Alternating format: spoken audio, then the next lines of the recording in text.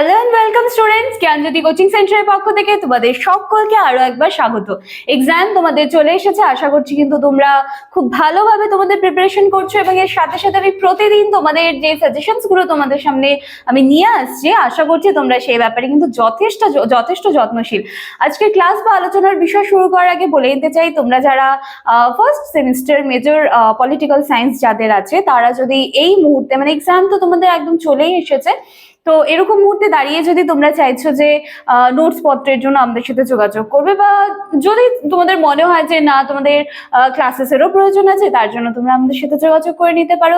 বা যারা চাইছো যে মানে নেক্সট সেমিস্টারে তোমরা আমাদের সাথে যোগাযোগ করবে, তার জন্য কিন্তু তোমাদের সকলকে আরো একবার ওয়েলকাম। জ্ঞানজ্যোতি কোচিং সেন্টারের সাথে যোগাযোগ করতে হলে আমার ভিডিওর নিচে দেখবে ডেসক্রিপশন বক্সে দুটো নাম্বার যাচ্ছে, সেই দুটি নাম্বার হলো জ্ঞানজ্যোতি কোচিং সেন্টারের অফিসিয়াল হেল্পলাইন নাম্বার। যে কোনো একটি নাম্বারে কিন্তু তোমরা কল করে নিতে পারো। চলো আর এক্সট্রা কথা না বাড়িয়ে আজকে আমি first semester major political science paper 2 থেকে 10 মার্কসের কিছু কোয়েশ্চেন্স কিন্তু আলোচনা করে দিচ্ছি। আশা করছি কোয়েশ্চেনগুলো কিন্তু তোমাদের যথেষ্ট হেল্পফুল হবে। তোমরা চাইলে কপি পেন নিয়ে বসতে পারো, এরপরে তোমরা পজ করে কিন্তু লিখে নিতে পারো।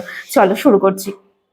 সবার প্রথমে রয়েছে ভারতে গণপরিষদের গঠন উদ্দেশ্য সংক্ষেপে আলোচনা করো। গণপরিষদ কিন্তু খুব ডিটেইলসে তোমাদেরকে পড়ে যেতে হবে, ঠিক আছে? এবং প্রতিটা প্রশ্ন কিন্তু 10 মার্কসের, আমি এখন যেগুলো আলোচনা করছি। পরবর্তী প্রশ্ন, ভারতে রাষ্ট্রপতির ক্ষমতা, কার্যাবলী এবং তার অবস্থান কি সেটা আলোচনা করতে কিন্তু বলা হয়েছে, ঠিক আছে? রাষ্ট্রপতির ক্ষমতা, কার্যাবলী এবং অবস্থান কিন্তু আলোচনা করতে বলা হয়েছে। পরবর্তী প্রশ্ন, নতুন পঞ্চায়েতি রাজ ব্যবস্থার অধীনে যে গঠন, কার্যাবলী বা ক্ষমতাগুলো যেগুলো রয়েছে সেগুলো কিন্তু আলোচনা করতে তোমাদেরকে বলা হচ্ছে, এবং এটা কিন্তু খুব ইম্পর্টেন্ট রয়েছে ফর 10 মার্কস। আচ্ছা, এরপর রয়েছে ভারতের সংবিধান সংশোধনের পদ্ধতি সমালোচনামূলকভাবে আলোচনা করো। ভারতের সংবিধান সংশোধনের পদ্ধতি সমালোচনামূলকভাবে আলোচনা করো।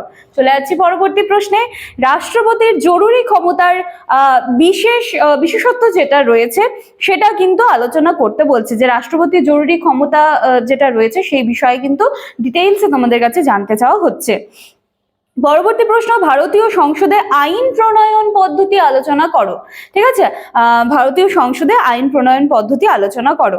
পরবর্তী প্রশ্ন, পশ্চিমবঙ্গের গ্রামীণ স্থানীয় সরকার যেটা রয়েছে তার বিষয়ে কিন্তু খুব ভালো করে তোমাদেরকে দেখে যেতে হবে। আচ্ছা, পরবর্তী প্রশ্ন, 73তম সংবিধান সংশোধন আইন, ঠিক আছে? 73তম সংবিধান সংশোধন আইন, এই বিষয়ে কিন্তু তোমাদেরকে দেখে যেতে হবে খুব ভালো করে। চলে যাচ্ছি পরবর্তী প্রশ্নে, ভারতীয় সংবিধানে অর্পিত স্বাধীনতার অধিকার ব্যাখ্যা করো এবং এটা কি পরম অধিকার, এটা জানতে চাওয়া হয়েছে কিন্তু ফর 10 মার্কসের জন্য। খুব ভালো করে প্রতিটা প্রশ্ন কিন্তু মন দিয়ে পড়ে যাও, আমি আশা করছি যে এখান থেকে কিন্তু তোমরা যথেষ্ট কমন পেয়ে যাবে। আচ্ছা, চলে যাচ্ছি পরবর্তী প্রশ্নে, কবে এবং কিভাবে গণপরিষদ গঠিত হয়। দেখো, আমি কিন্তু প্রথম প্রশ্নে বললাম গণপরিষদ কিন্তু ভীষণ ইম্পর্টেন্ট আছে, এবং দেখো জাস্ট মানে এই যে কিছু সময়ের মধ্যে কিন্তু মানে নেক্সট একবার প্রথমে গণপরিষদ নিয়ে আমি বললাম, দেন দেখো আবার গণপরিষদ নিয়ে কিন্তু চলে এসেছে প্রশ্ন, সেজন্য গণপরিষদটা কিন্তু এবার ভালো করে পড়ে যেতে হবে। আচ্ছা, কবে এবং কিভাবে গণপরিষদ গঠিত হয় এবং এর জন্য গৃহীত পদ্ধতিগুলি আলোচনা করো, ঠিক আছে? এরপরে পরবর্তী প্রশ্ন হচ্ছে সংবিধানের খসড়া, ঠিক আছে? এটা কেন তৈরি করা হয়েছিল বা এর তৈরি করার পেছনে উদ্দেশ্য কি সেটা কিন্তু ভালো করে পড়ে যেতে হবে। চলে যাচ্ছি পরবর্তী প্রশ্নে, সাধারণ বিলের বিষয়ে ভারতীয় সংসদের আইন প্রণয়ন পদ্ধতি আলোচনা করো। সাধারণ বিলের বিষয়ে ভারতীয় সংসদের আইন প্রণয়ন পদ্ধতি আলোচনা করো।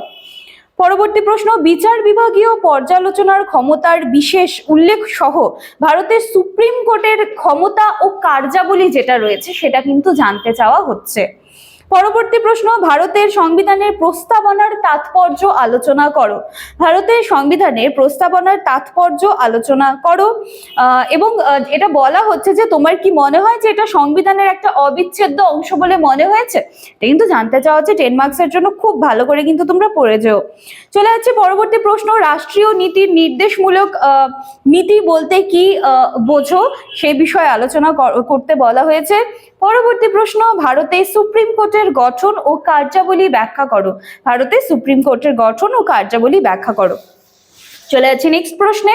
ভারতের প্রধানমন্ত্রীর ক্ষমতা এবং অবস্থান, ঠিক আছে, এই যে প্রধানমন্ত্রী, মুখ্যমন্ত্রী, রাষ্ট্রপতি, এগুলো কিন্তু খুব ভালো করে কিন্তু দেখে যেতে হবে। শেষ প্রশ্নটা ছিল হচ্ছে মুখ্যমন্ত্রীর যে ক্ষমতা রয়েছে বা ওনার যে কাজগুলো রয়েছে সেই বিষয়ে কিন্তু ডিটেইলসে দেখে যাবে। আশা করছি 10 মার্কসের কোশ্চেনগুলো তোমাদের যথেষ্ট হেল্পফুল হবে।